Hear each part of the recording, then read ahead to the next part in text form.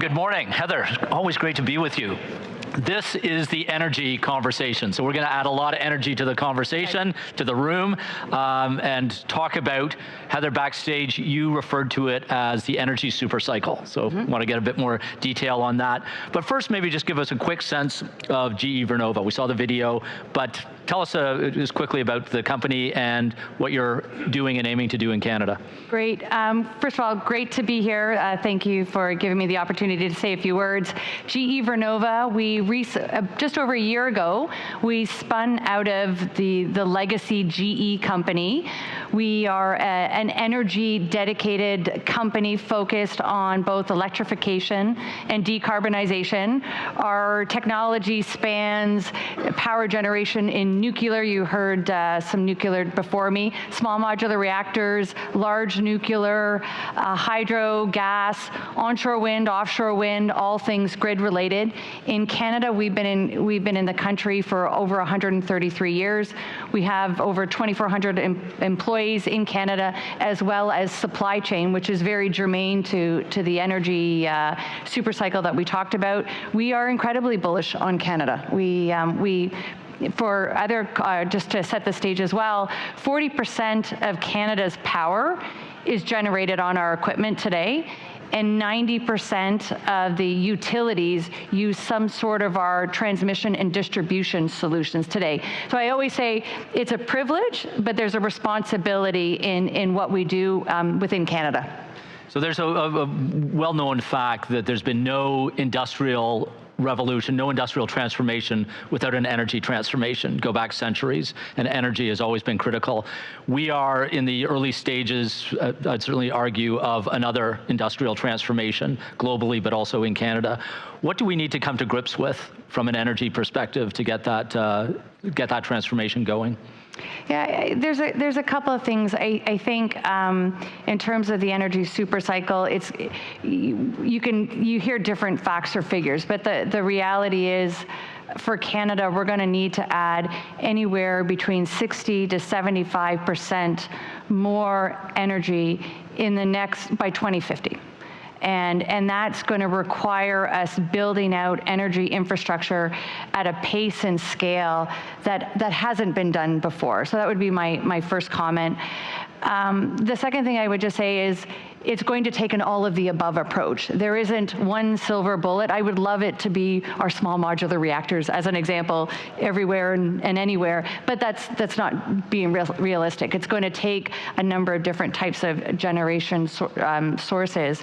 And then the third thing I would just say is, for Canada specifically, it's our moment. I think while we look to build out our infrastructure for our own energy needs, we can do it in a way that builds economic sovereignty, economic security, and builds a workforce, builds an industry that will give back for generations to come if we do this right. So I want to dive deeper into a few themes, capital being one, skills, supply chain being others. Let's start with capital. So I work at RBC, we're Canada's largest energy bank, but also one of the largest energy bankers in the world. We see a lot of interest in Canada, as you've just reflected, but it's really competitive out there for capital all over the planet. GE does a lot of capital allocation. Mm-hmm. Take us into some of the thinking on what Canada needs to do to get more of that capital from GE Vernova particularly, but from energy companies more broadly. I'm going to maybe just reframe it a little bit, because we are investing capital in Canada.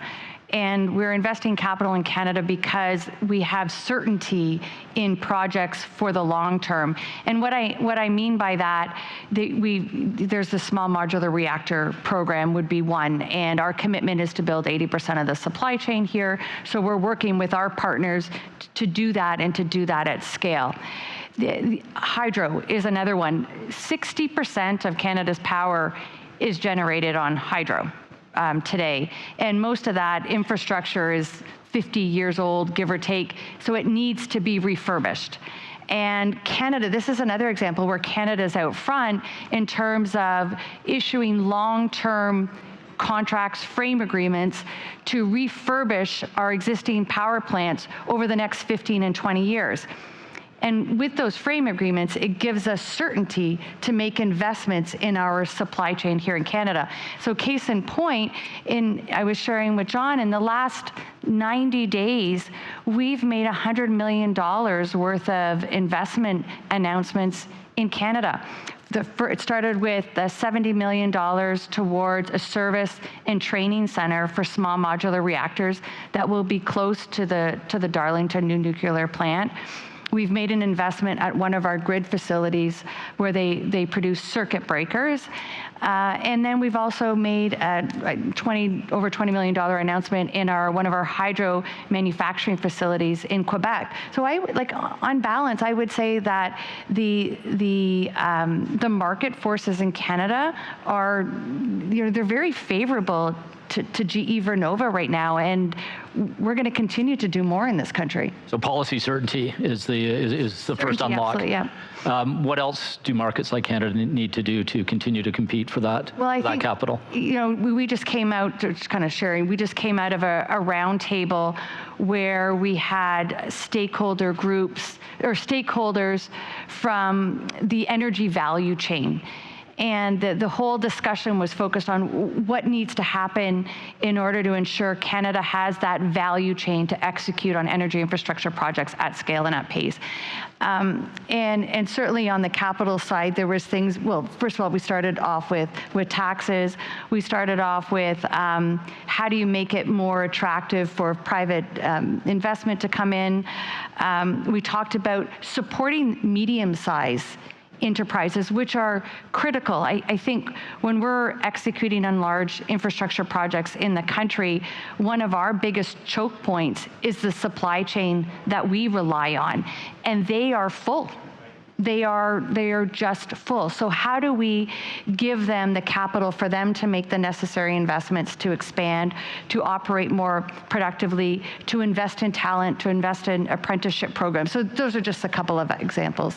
What can we be thinking about differently to help support that, especially middle part of the supply chain? One of the firms in that roundtable said working capital, for instance, was a real challenge. If you're between 20 million and $1 billion of revenue. If you're smaller than that, you're good. If you're bigger than $1 billion, you're good. How do we think differently about helping the supply chain? I would turn that question to you. How would you, like as a lender, are there programs that you could be doing differently to support our medium-sized enterprises so that they can grow into large enterprises? There were certainly, not just telling tales out of turn here, but some of the payment practices that we have came into question, and can we support our supply chain better in terms of looking at those? I think there's a lot of opportunities. What we heard in that room was we tend to focus on the small and we tend to focus on the large, but there's a huge opportunity in the medium-sized companies in our supply chain that we are going to need, and we're going to be much more dependent on them, I think, in order to build out our energy infrastructure for the future. Yeah, so this violates the fundamental rules of moderating. You're not supposed to take a question back, but we do need to continue to advance the financing system in Canada. We've got strong commercial banks. We have really good public entities like BDC.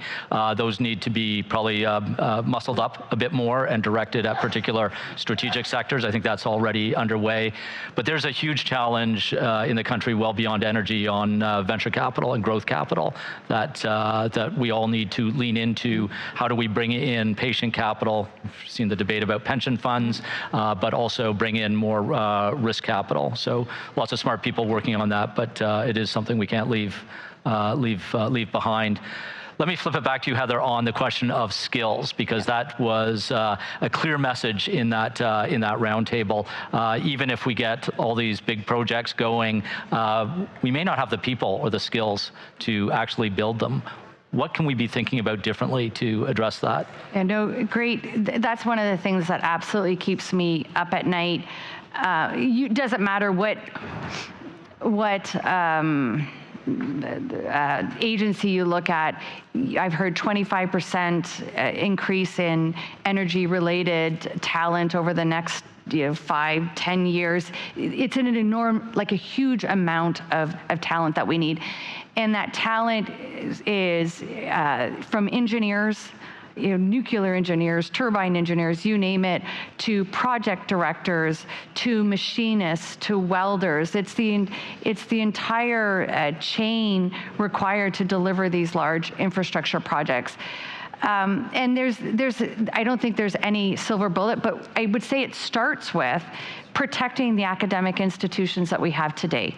A lot of them, and it's in the news, they're under tremendous financial burden for different reasons, but Canada has an advantage here. We have a world envied academic institution. So I think it starts with protecting what we've got today.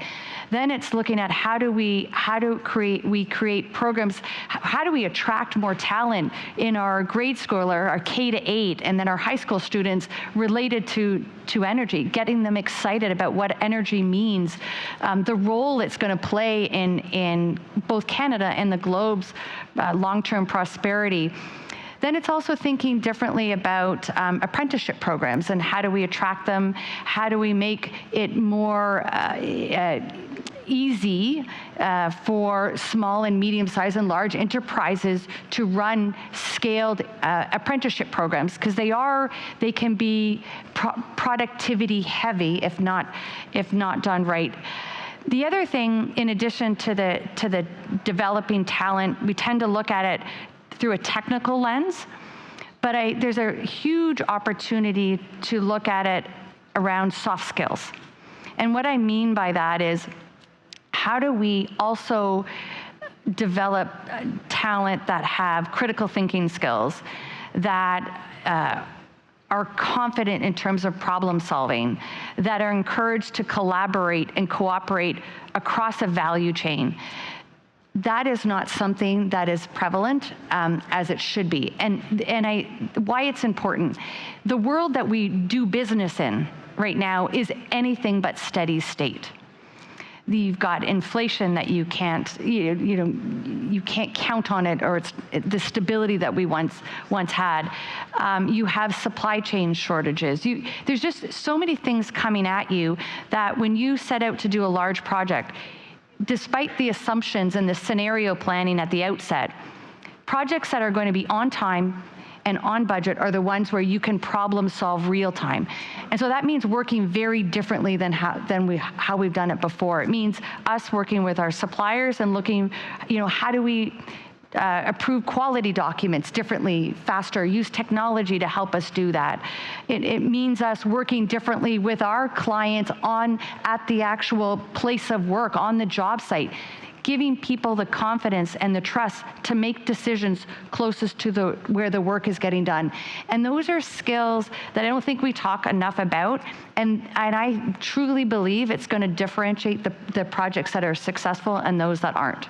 That's such a great point. I was lucky to get to go to Darlington a number of months ago and see the progress on the SMRs, but also see the refurbishment project they've done. And it was fascinating to see they spent hundreds of millions of dollars essentially on a test of it. But a critical part of that investment was all the crews got to problem solve. Well, going through a practice, that may not be a fair way of describing it, but a practice routine. It's like great sports teams, practice, practice, practice. And these teams were using those critical thinking skills, those problem-solving skills, and therefore were able to do the real thing on time and on budget. Let me segue with that point, especially around human skills, to AI, because we don't have too much time, but it's hard to talk about energy demand without talking about Gen AI and the absolute explosion of energy demand that we are all guilty for, because whether you know it or not, we're all very active using AI every hour of the day. How are you thinking about the demand today, but also where it's going and what the stresses that may put on energy systems? Yeah, so that's a big question. Certainly from a market force, it's a huge market force for us. And as a company, we're spending a lot of time working with the hyperscalers, the developers, and helping them problem solve and develop the necessary solutions so that those data centers to support AI can be built. And what does that look like? There are massive amounts of loads of power, and it's not consistent power. So the devil is in the details here. And so there's a lot of work going on there.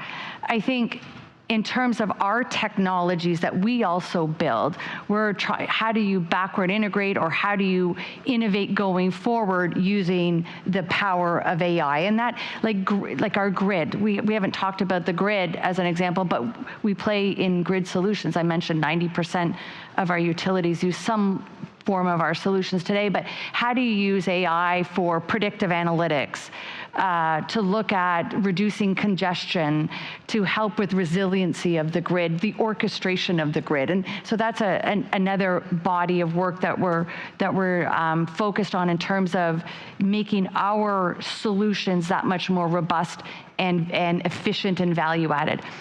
And then the third is just how are we using AI in how we do our work. And I would argue that's probably one of the hardest ones, because there's a massive change management aspect to that. There's a trust, this proverbial black box you hear.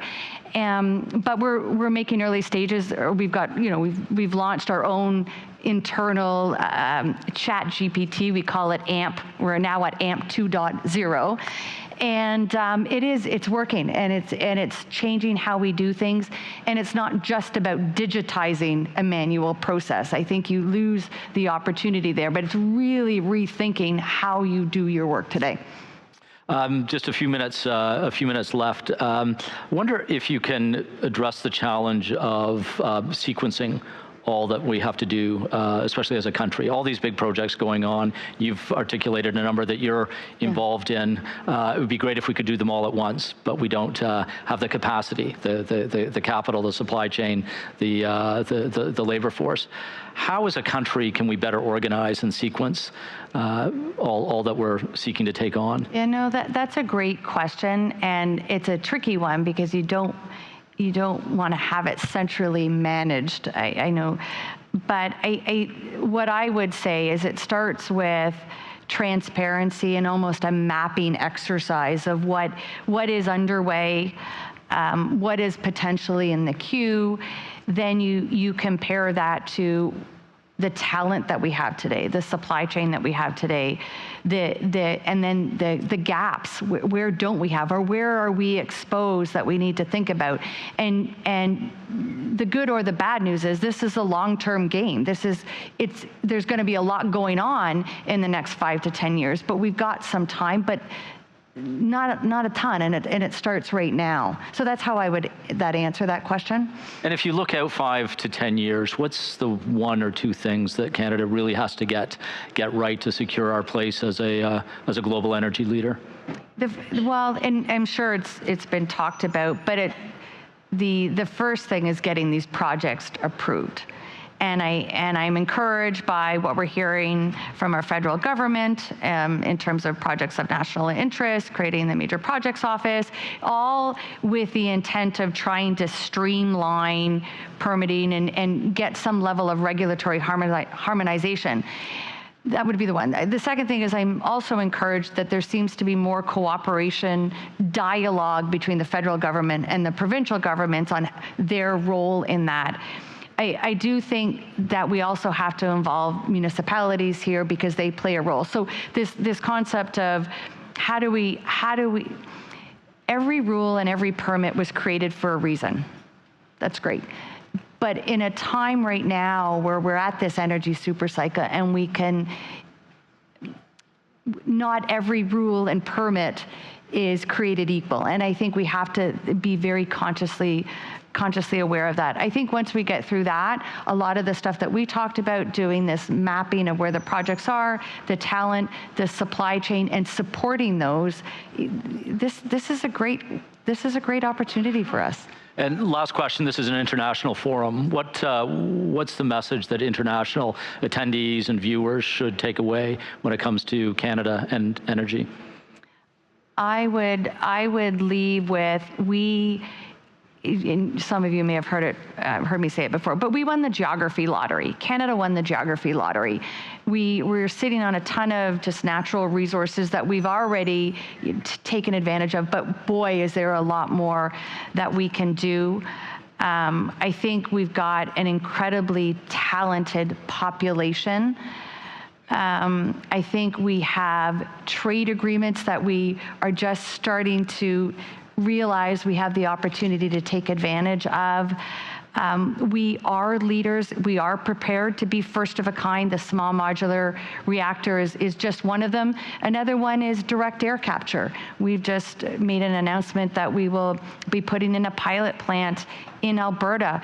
We sit on some of the best carbon capture geology in the world. That in and of itself can be an industry if we can mobilize around it. So I would just say, kind of, watch out, here we come. Canada's the place. Canada's the place. Heather, thank you for the conversation. Thank you. Thanks.